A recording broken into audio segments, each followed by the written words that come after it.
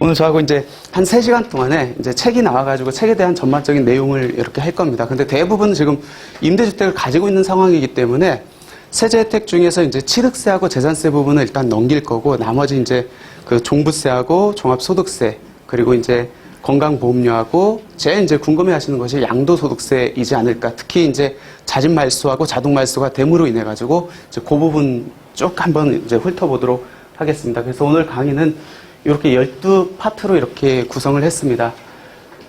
첫 번째, 두 번째, 세 번째는 이제 민특법 내용이에요. 그래도 민특법 많이들 이제 보유하고 있으니까 아실 텐데, 최근에 이제 바뀐 내용 위주로 어떤 내용들이 바뀌었는지 한번 살펴볼 거고, 나머지 9개 파트가 이제 세제 혜택과 이제 관련된 내용입니다.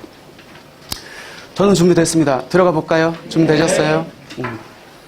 일단은 교재 내용을 처음부터 책 가지고 이렇게 하면은 하루 종일 해도 시간이 부족해요. 그래가지고 교재에 있는 내용의 핵심 내용만을 훑었습니다. 근데 위에 보시면은 페이지 수가 있어요. 그러니까 그 페이지 수 따라가지고 이렇게 보시면 될 것 같고, 책에 있는 내용을 그대로 담았기 때문에 이거 드리면은 공부 안 하실 거 아니에요. 그러니까 이거 보시고 책 나중에 한번 보세요.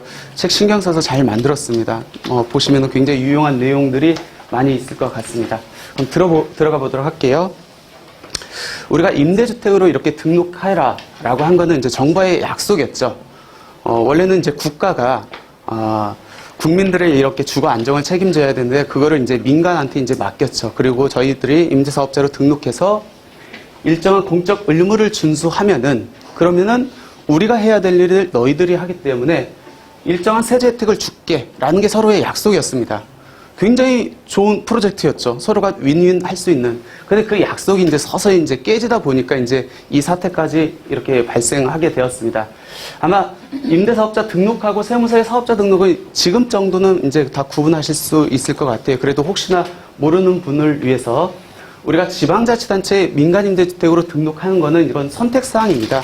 왜 선택을 했을까요? 당연히 세제 혜택 때문에 선택하신 분들이 거의 대부분일 겁니다. 그러니까 선택사항이고, 민간임대주택법에서 정하는 공적 의무를 준수했었을 때 일정 요건을 충족하면 세제 혜택을 주겠다. 근데 가끔씩 요거랑 혼동하는 분들이 많이 있어요. 세무서의 사업자 등록, 얘는 강제사항입니다.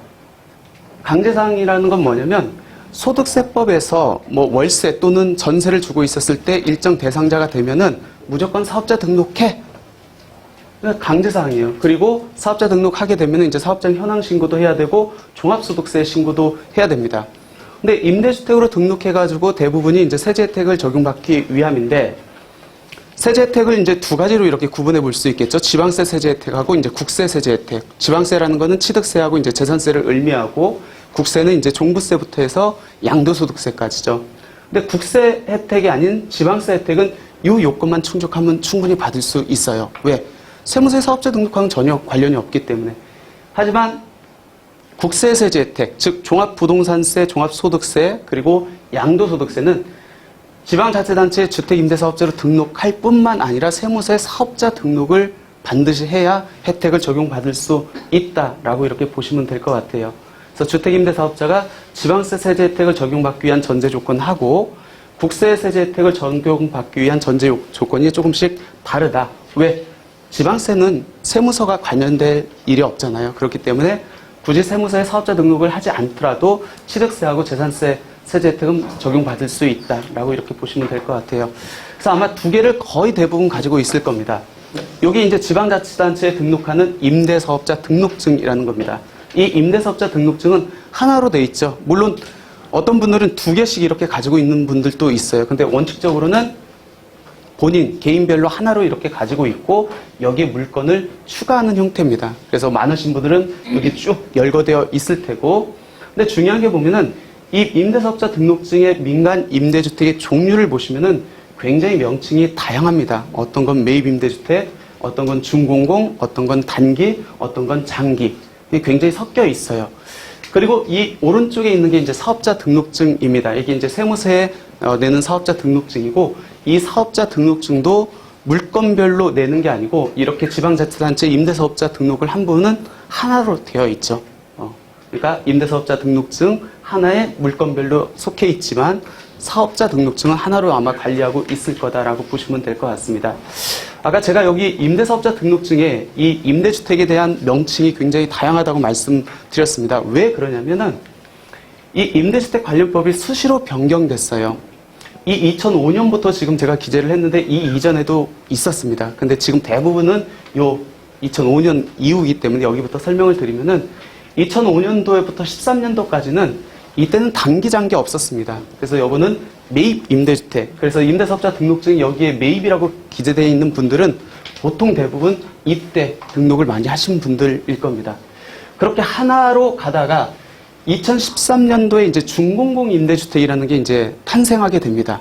이 준공공 임대주택은 그동안 5년짜리였거든요. 의무임대 기간이. 근데 10년짜리로 만들어 놓고 10년 동안 임대사업 하면은 더 많은 세제혜택 줄게 라고 해가지고 이제 탄생된 겁니다.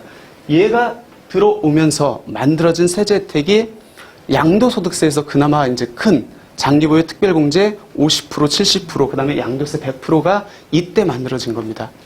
그렇게 해오다가 임대주택법이 민간임대주택 관련 특별법으로 이제 제정이 됩니다. 얘는 폐지가 되고 새롭게 제정되고 이때 이제 명칭을 바꾸죠.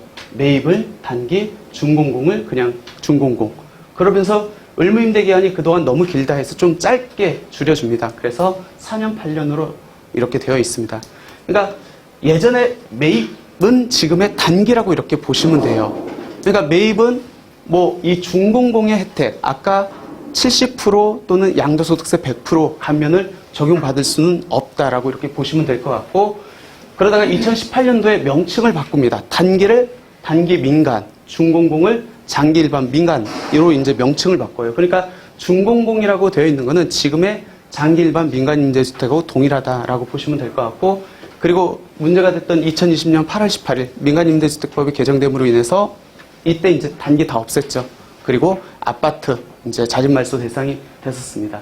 그래서 보시면은 임대사업자 등록증에 여기 매입 임대주택으로 등록되어 있어요. 보통 대부분의 사람들은 임대를 주고 있는 상황에서 임대주택으로 등록하신 분들이 굉장히 많을 겁니다. 그렇기 때문에 임대사업자 등록이 임대 시작일로 보시면은 이게 내가 임대를 개시한 날이라고 보시면 돼요. 예를 들어 볼까요? 여기에 2012년도입니다. 2012년도에 이제 이 물건을 등록했다고 보시면 됩니다. 2012년도에 등록했으면 요 기간이겠네요. 그래서 얘가 매입 임대주택이에요. 2017년도에 요 부평 그 주택을 등록을 했습니다. 2017년도에 볼까요? 요 기간이겠네요. 그럼 요때는 두 개밖에 없었어요. 단기하고 준공공. 그래서 얘는 준공공으로 등록했대요. 그럼 얘는 몇 년짜리다? 아까 여기니까 8년짜리다. 8년이 있으면은 아파트 같은 경우는 자동 말소된다. 그렇게 이제 유추를 하시면 될 것 같습니다. 하나만 더 볼까요? 여기 단기 임대입니다. 2018년 단기 요거네요. 얘는 4년짜리다. 이런 식으로 이제 내가 임대 개시를 언제 했는지, 그리고 그때부터 언제 자동 말소, 자진 말소가 되는지, 그리고 자진 말소, 자동 말소 대상이 아니라 할지라도 나의 법적인 의무 임대 기간이 언제 끝나는지 그렇게 이제 판단하시면 된다라고 보시면 될 것 같아요. 그래서 임대사업자를 등록하고 보유하는 와중에 일정 공적 의무를 준수해야 됩니다. 그 공적 의무에 대해서는 제가 파트를 다시 분류를 해가지고 이제 설명드릴 거고, 그리고 이제 말소에 대해서 한번 설명드려 볼게요. 임대사업자 등록 말소할 수 있는, 내가 이제 임대사업자를 등록을 했습니다. 얘를 말소를 하려면은 내가 등록하는 거는 굉장히 쉬워요. 가서 지자체에 등록하면 됩니다. 근데 말소는 내 마음대로 이렇게 할 수가 없습니다. 왜? 법에서 속해 있는 말소 사유에 해당하지 않는 이상은 임의로 말소할 수 없습니다. 그래서 임대사업자 등록 말소, 민간임대주택법 6조에서 규정되어 있는데 보면은 두 개로 이렇게 크게 나눌 수 있습니다. 주택 임대사업자가 주체가 되어서 말소할 수 있는 사유, 그리고 지방자치단체 장이 그 임대주택을 말소할 수 있는 사유. 내가 주체가 돼서 임대사업자 등록을 말소한다? 당연히 이거는 과태료가 없으니까 내가 하겠죠. 그래서 과태료가 없는 대상이고, 지방자치단체에서 말소를 한다? 그러면 억지로 말소하겠죠. 그러니까 뭔가 잘못을 했다는 겁니다. 그래서 말소 주체에 따라서 과태료 적용 여부가 다르다라고 보시면 될 것 같고, 그러면 어떤 사유에 해당됐을 때 주택임대사업자가 주체가 돼서, 즉 과태료 없이 말소를 할 수 있으니까 총 4가지로 구분해 보시면 될 것 같아요. 첫 번째는 내가 임대사업 등록을 했어. 근데 뭣도 모르고 남들이 하라니까 했어요. 근데 보니까 나한테는 큰 실익이 없어. 즉 세제 혜택 받을 수 있는 요건이 안 돼. 그러면은 임대사업자 등록한 날로부터 3개월 내에 말소해야만 내가 과태료 없이 말소를 할 수 있습니다. 이게 3개월이 넘어가 버리면은 과태료가 부과돼서 말소를 할 수밖에 없다. 두 번째는 내가 임대사업자 등록을 하면 끝까지 가야 됩니다. 뭐 단기 4년, 장기 8년, 옛날에 등록한 준공공은 10년까지 이렇게 가야 되는데 가는 와중에 내가 과태료 없이 임대주택을 양도할 수 있는 케이스가 딱 2가지예요. 첫 번째가 포괄 양도 양수라는 겁니다. 그리고 두 번째가 양도 허가예요. 세부적인 거는 제가 조금 이따 말씀드리고 이럴 경우에는 예외적으로 의무 임대 기간에 임대주택을 양도했음에도 불구하고 과태료 없이 말소를 할 수 있다. 그리고 최근에 생긴 자진 말소. 이 4가지의 경우에는 주택 임대사업자가 주체가 돼서 말소할 수 있고 과태료가 없다. 하지만 나머지 대부분 보면은 공적 의무를 위반한 사유입니다. 이 공적 의무를 위반했을 때는 지방자치단체장이 직권으로 말소를 하고 그렇게 되면 이제 과태료가 부과된다라고 이렇게 보시면 될 것 같아요. 그럼 아까 2가지가 있다고 했습니다. 즉 의무 임대 기간 내에 과태료 없이 임대주택을 말소할 수 있는 사유. 첫 번째가 포괄 양도 양수입니다. 말 그대로 내가 임대사업자의 신분이에요. 이 신분을 그대로 누구한테? 임대사업자한테 넘기는 겁니다. 그러면 내가 예를 들어서 8년 장기로 등록했는데 5년 있다가 이 주택을 넘깁니다. 원칙적으로 보면 나는 8년을 충족하지 못했기 때문에 한 채당 3천만 원의 과태료를 부과받아야 되겠죠. 근데 포괄 양도 양수로 내 지위를 그대로 승계했기 때문에 나는 의무임대 기간 준수하지 않았지만 과태료 없어요. 근데 이때 주의해야 될 건 뭐냐면 내가 얘를 통해 가지고 임대사업 등록함으로 인해 가지고 취득세를 감면받았다. 재산세를 감면받았다. 그런 것들은 다 토해내셔야 됩니다. 많이들 이거 착각하고 있어요. 포괄 양도 양수하면은 내가 취득세 감면받은 것도 그대로 넘겼기 때문에 괜찮다라고 알고 있는 분들이 많은데 그렇지 않다는 거. 그럼 이거를 승계받은 사람은 어떤 효과가 있을까요? 아까 8년으로 등록했는데 5년 하고 이제 넘겼습니다. 그럼 이 사람은 저 민간임대주택법상 의무임대기간을 그대로 승계합니다. 그럼 가지고 와가지고 몇 년? 3년만 더하면은 이 사람은 민간임대주택법상 의무임대기간은 충족하는 결과가 됩니다. 근데 이 포괄 양도 양수는 민특법상의 포괄 양도 양수예요. 그러니까 세제 혜택하고는 전혀 관계없어요. 그렇기 때문에 이 사람이 포괄 양도 양수로 가지고 왔다 할지라도 이 사람 입장에서 어떤 세제 혜택을 적용받으려면 이때부터 세법상 의무임대기간이 기산한다. 그러니까 결론적으로 포괄 양도 양수는 민간임대주택법에 한한 포괄 양도 양수다라고 이렇게 보시면 될 것 같고 이 포괄 양도 양수가 유상거래, 즉 매매로 서로 거래했을 때만 적용되느냐? 그렇진 않다. 무상거래, 즉 상속이나 증여인 경우에도 포괄 양도 양수가 가능하다라고 보시면 될 것 같습니다. 제일 중요한 거, 포괄 양수했을 때 양도자는 지방세나 혹시 국세 세제 혜택을 받았다고 하면은 그거는 다 토해내야 된다라고 기억하시면 될 것 같습니다. 이번에는 양도허가 한번 볼까요? 양도허가는 사업자한테 굳이 넘길 필요는 없어요. 내가 지방자치단체장한테 저 이 주택 좀 팔게 해주세요. 허가 좀 해주세요. 허가를 받으면은 이 주택을 넘깁니다. 왜? 사업자가 아니어도 돼요. 그러면은 양도 허가 사유에 해당하기 때문에 내가 과태료 없이 이 임대주택을 그대로 넘길 수 있다는 겁니다. 그러면 아무나 해주진 않겠죠. 그래서 법에서 이 양도 허가 사유가 딱 규정돼 있어요. 파산, 부도, 2년 이상 연속 적자, 아니면 부의 영업 현금 흐름 등으로 이렇게 기재돼 있는데 거의 대부분 여러분들이 아마 실무에서 이렇게 적용할 수 있는 것들은 동그라미 3번하고 4번이지 않을까 생각됩니다. 그러니까 이 주택에 대해서 공실이 계속돼. 그래서 계속 가지고 있더니 적자야. 그런 것들을 입증했었을 때는 양도 허가를 받을 수 있습니다. 지방자치단체장한테. 그리고 양도했었을 때는 내가 의무임대기간을 충족하지 못했지만 과태료 없이 이렇게 넘길 수 있다. 그러면 의무임대기간 충족하지 못하고 넘겼을 때 내가 받은 세제 혜택 다 토해냅니까? 당연히 토해내는데 얘는 아까 사유를 보시면은 파산, 부도, 2년 이상 적자 어떤 과태료 부과해봤자 받을 수 있는 길이 없겠죠. 그래서 얘는 유일하게 국세는 안 되고 지방세에 한해서만 추징하지 않습니다. 아까 포괄 양도양수하고는 조금 다르죠. 포괄 양도양수는 다 추징하는데 얘는 지방세에서는 추징하지 않고 국세에서 세제 혜택 받은 게 있다고 하면은 토해내야 된다라고 이렇게 보시면 될 것 같아요. 그래서 포괄 양도양수 신고를 한다. 그러면 이 서식이 따로 있고 양도 허가 신청을 하고 싶다. 그러면 이 서식이 별도 비치되어 있으니까 해당되는 분들은 이걸 이용해가지고 이제 하시면은 최소한 과태료만큼은 벗어날 수 있다. 그러면 한번 정리를 해볼게요. 내가 의무임대 기간을 끝나고 원래는 임대주택을 양도해야 됩니다. 그게 약속이니까. 근데 그 기간 중에 이 임대주택을 양도했다. 그러면은 과태료 부과되고, 그 다음에 지방세 세제 혜택 토해내고, 국세 세제 혜택 토해냅니다. 근데 포괄 양도 양수, 즉 사는 사람도 임대사업자들 등록을 내고 내 지위를 그대로 승계했다. 그럴 경우에는 과태료는 없고 지방세하고 국세는 다 토해낸다. 양도허가도 과태료는 없고 지방세까지 추징하지 않지만 국세는 이제 추징당한다라고 이렇게 보시면 될 것 같아요.